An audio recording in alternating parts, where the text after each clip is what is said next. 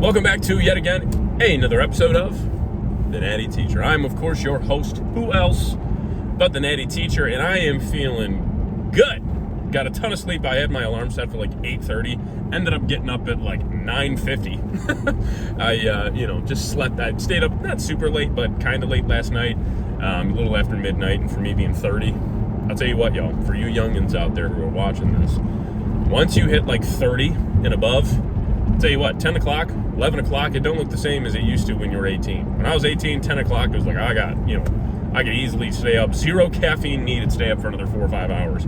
No problem. No problem. At 30, once 10 o'clock, 11 o'clock starts rolling around, I'm yawning.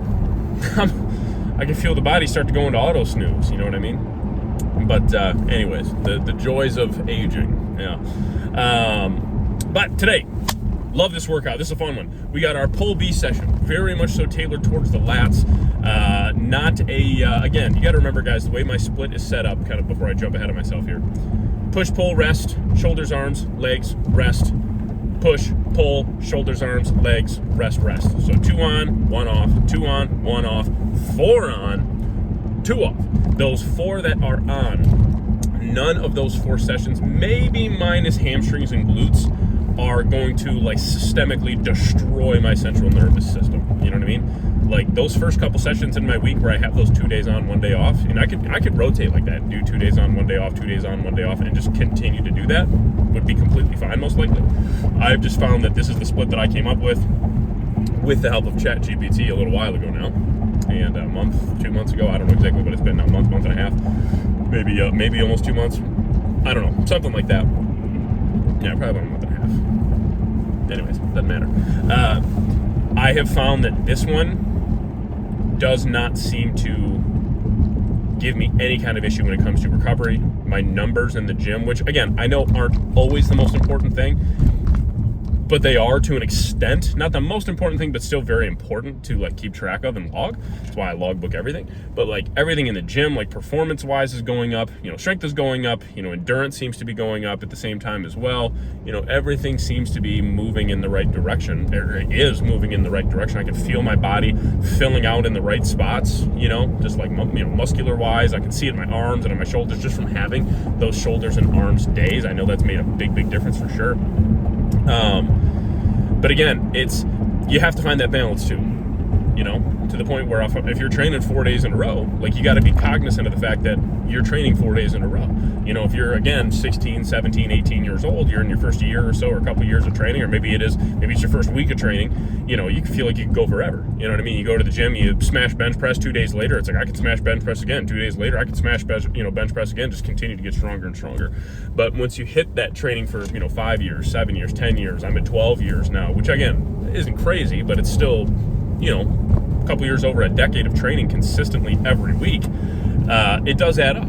You know what I mean? And you have to be very, very, cognizant of and very aware of if your body's actually recovering or not. And it's not to be like a baby, be like, oh, just train 6 days in a row and then take 1 day off, or train 7 days. Why not? You know what I mean? Everybody should be able to. It's like, sure.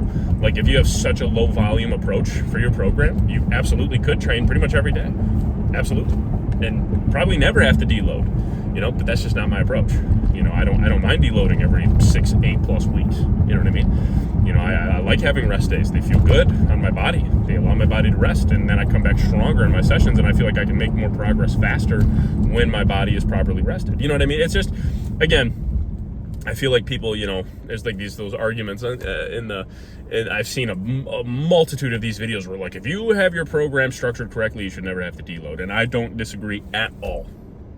But I am a firm believer in the fact that if you are training hard enough, and this is long-term, not for a month or 2 months or a year, we're talking long-term here, years at a time. If you are training to your absolute full capability, but still recovering as much as you can, my assumption would be, even with the perfect program, every 6, 8, 10, 12 weeks, maybe depending on, on you and your age and your training age and your ability and, ineptness to recover, whatever, most likely we'll have to deload within that time frame. At least a little bit. Maybe even just for a couple sessions. Like for me, my deloads look so much different. I literally just slap an extra rest day onto my, after my training week where I have my 2 rest days anyways, and then I just do 3 D volume sessions and then I just go back to normal. That's it. You know what I mean? It's not like I'm like taking a week off from the gym or anything. I'm literally adding on one additional rest day, and then 3D volume sessions where the volume of like those 3 sessions are just at 50%, and weight is usually at about 70 to 75% of my whatever my top set at that time is, and that's it. You know, it's very simple stuff, and then I just go back to training. You know what I mean? I'll take a rest day at the end of those 3 sessions and start my start my training block over. No big deal. So yeah. But anyways, for the session today, pull session with no biceps, purely based on the fact that tomorrow I have a shoulders and arm session. So with a shoulders and arm session, there is literally 0 point in me training biceps today when I'm going to be training them with a pretty fair amount of volume tomorrow. It doesn't make any sense. So what I got to do is simple. It's easy. Okay. We're going to get in there, get warmed up, of course, get some mobility work going, get the band out, get nice and loose and ready to rock and roll. Then we will start with an underhand lat pull down. So taking, sitting further back on the bench, just some simple cues here, keeping those arms out in front of the body and literally driving those elbows down as far as you comfortably can. We don't have to drive the arms all the way into the waist. That's a long way to go down. You know what I mean? That is not something that we need to do. We just need to drive them as far down as you comfortably can, okay? And you can kind of picture driving your elbows down to the waist. That does not mean realistically do that. We don't want to drive the elbows in behind the body, just straight up, straight down, straight up, straight down. Just picture driving those elbows down into the lower portion of the lats. That's all you got to do. And if you do that correctly, with the right amount of weight, continue to get stronger at it, I bet you your lower lats will get bigger, fuller, stronger over time. It's a blessing, man. It's awesome. After that, we will go into a chest-supported neutral grip machine row. After that, we will move into our underhand Smith machine row. So I have an overhand and an underhand Smith row in my programming right now. This one much more, definitely not as much weight, like a plate less usually or pretty close to it. Again, trying to picture driving those elbows into the lower lats. Then we have a cable pullover, and then we have some rear delt flies. Then after that, I'm going to do just a little bit of volume directly for the traps and a little bit of volume for the neck and abs. So just some kind of accessory work that I might only train just one time in this session, so one time per week. I want to do just a little bit of neck training just purely because I've never really stayed consistent with it, and it is still logically you have muscles in your neck. So it's just one of those things that I think it sounds fun, sounds cool, and as long as my body's feeling up to it at the end of the session, we're going to throw it in. So I'll record it for you. But anyways, I am about to pull into the gym right now, so I'm going to get in there, get warmed up and ready to rock and roll, and I will catch you guys for the top set of that first movement, those underhand lat pull downs coming at you right about now. All right, so this pull session, this pull B session, is very much so more tailored towards the lats. So you'll see a couple different variations that are underhand, neutral grip, all that kind of fun jazz, really trying to blast the lats. So starting out, we got an old school one, man, using a straight bar, an underhand lat pull down, one I don't really see a lot of people at the gym do very often anymore. I think this is a phenomenal one for the lats. Also, you're going to get some great bicep in here as well. You can't help but to use the biceps at least a little bit, but I went 10 pounds heavier than I did last week, only dropped a rep off here, so we will work with this one till we build this up to a solid set of at least 8, and then we'll move up and weight from there. But 2 sets here.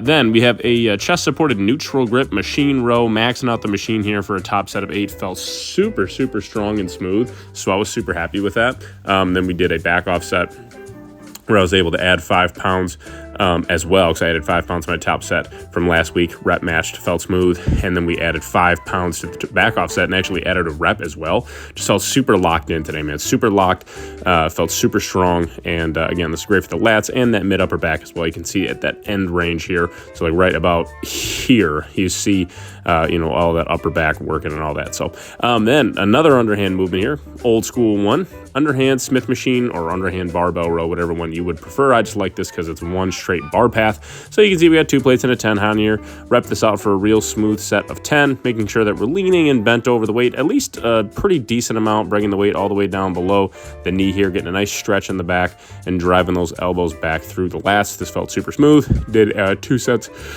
of this one as well.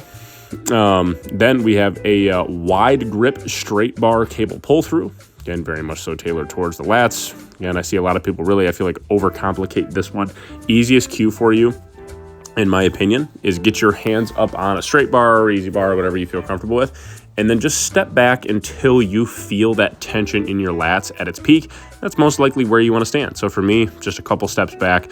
And again, we're just bringing that bar all the way down to just below the waist, about a third of the way down the leg, and going from there, just really trying to flex in through the back and flex in through and connect with the lats. Nothing super, super crazy, guys. And a nice stretch on the way up. So, excuse me. What's a Natty teacher video without some yawning? There we go. So 2 sets here as well. And then as crazy as this might sound, this was actually my last actual like pull related movement. We did 3 working sets of some machine rear delt flies. I've been really connecting with these. Awesome. Lowering the weight a little bit. You can see I actually, for my hands, I'm not even using the grips. So I actually just have my hands above them. So there's no grip at all whatsoever. We are just pulling back with the rear delts. Very slight bend in the arms, if any at all. But we did 3 working sets here with this weight, which was about 15, it was like 15 pounds heavier than last week. We're able to add a couple of reps to a couple of the sets too, like a rep to the first and second set. So that was awesome.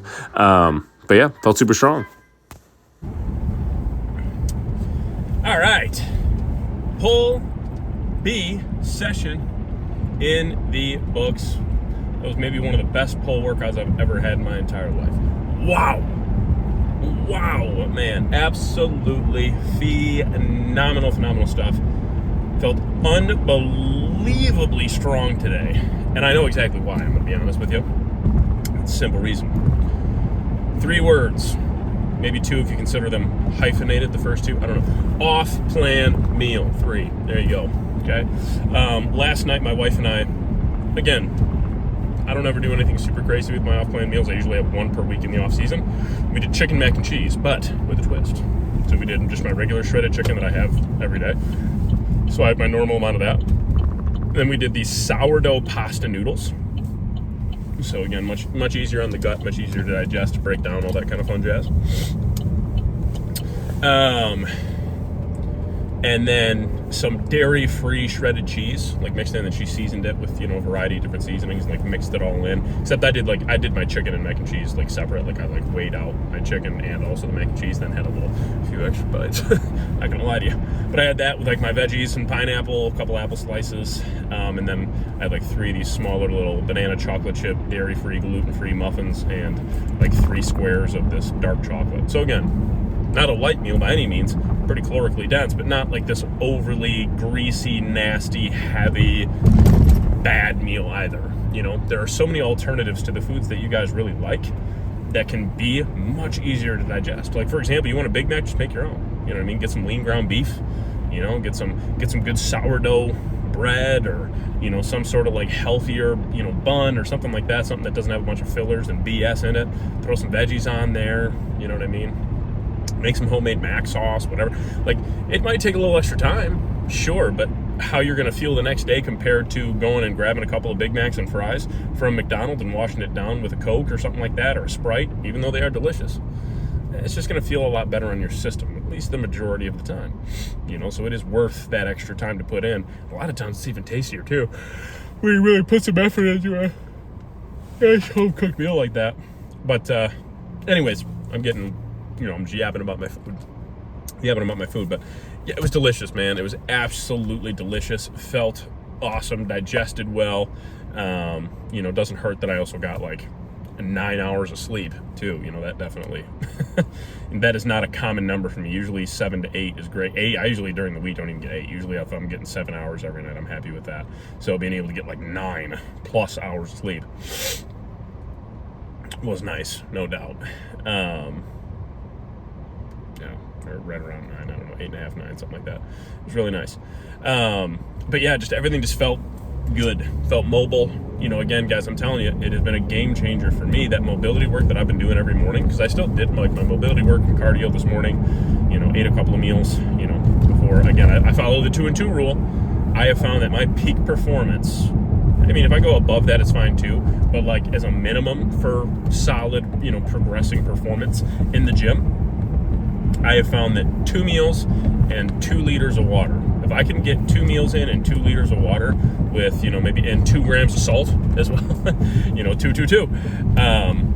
I am feeling it. And I mean feeling it in a good way, like feeling fuller, pumps are better, you know, muscular contractions, aka the pump, and everything contracts better. I can feel the muscle better, connect with the muscle better. You know what I mean? When I've had, like, 'cause I've worked out sometimes after one meal and whatever. Like, yeah, it's not bad.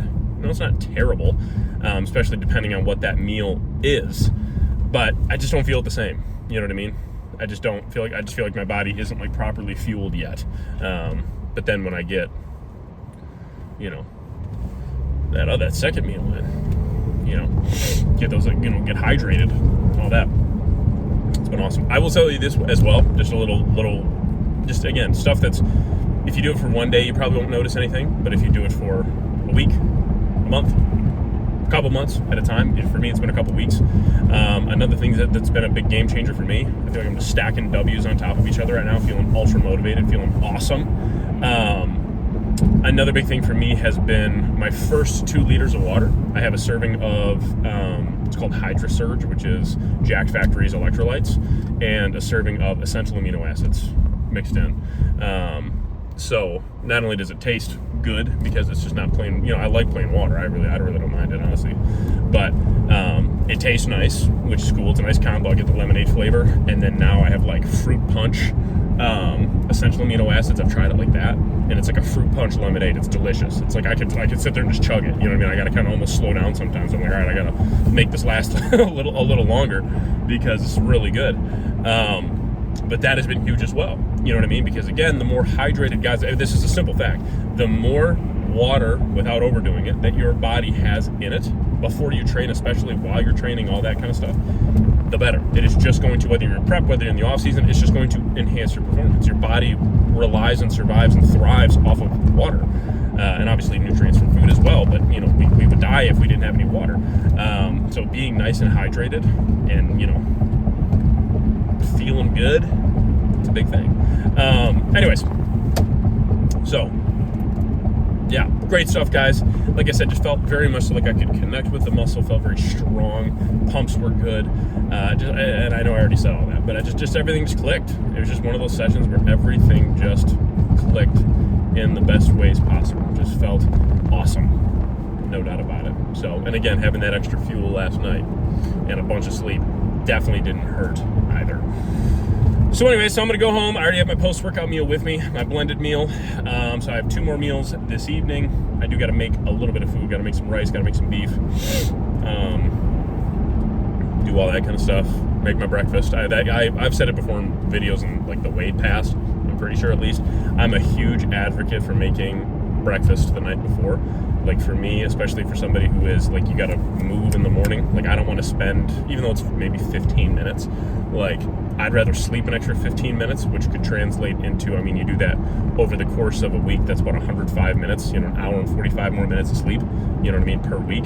You know, now obviously do that over a month, 6 months, a year. That's how you got to look at bodybuilding in general, too. It's like you got to stack it up over long term.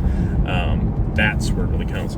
But getting that extra sleep in the morning, being able to just literally wake up and go right into my mobility work, my core work, my cardio, you know, start to get my body hydrated. I have my greens, you know, drink in the morning.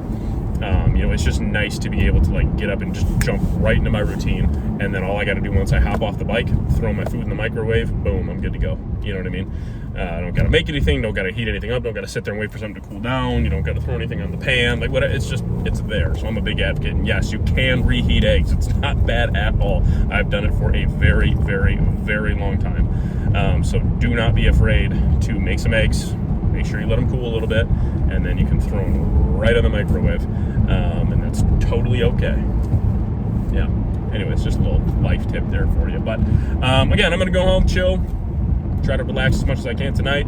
Got a fun shoulders and arms session tomorrow. Then we got some hamstrings and glutes on Monday. I love that session as well. That's another really fun one.